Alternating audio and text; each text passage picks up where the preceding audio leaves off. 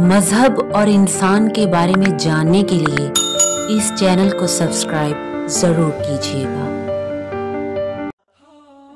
کہتے ہیں کہ کبھی انسان کی زندگی میں ایسے حالات بھی آتے ہیں کہ اسے اندھیروں کے سوا کچھ دکھائی نہیں دیتا۔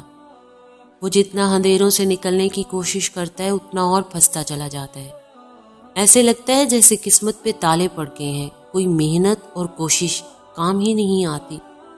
اگر قسمت پہ تالے پڑ جائیں اور کوئی راستہ نظر نہ آئے تو قسمت پر لگے تالے کیسے کھولیں؟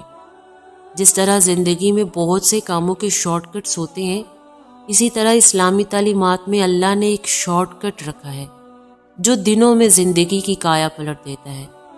بد نصیبی اس طرح خوش نصیبی میں بدل جاتی کہ پتہ ہی نہیں چلتا، اور قسمت پر لگے تالے خود بخود کھلنا شروع ہو جاتے ہیں۔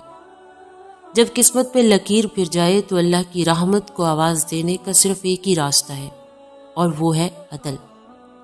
جو چیز قسمت کو فوراً بدل دیتی ہے وہ آپ کا عدل ہوتا ہے۔ اگر قسمت پر لگے تالے کھولنے ہیں تو زندگی میں عدل کرنا شروع کر دیں، اور بہترین عدل اپنے ساتھ رہنے والے لوگوں کے ساتھ انصاف کرنا ہوتا ہے۔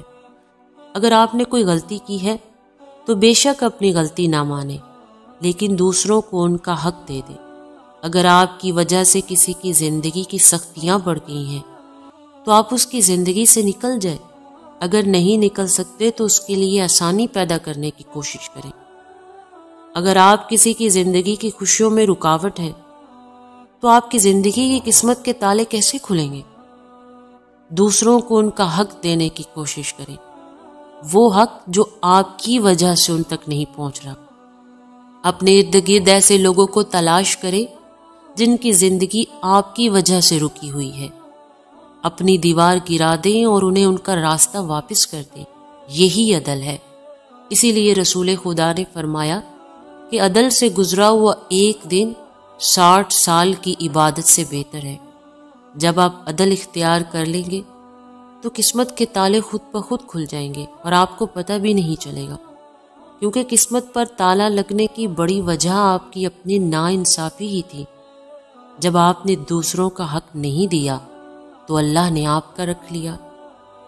اور یاد رکھیے گا کہ دیر سے کیا گیا عدل نہیں ہوتا۔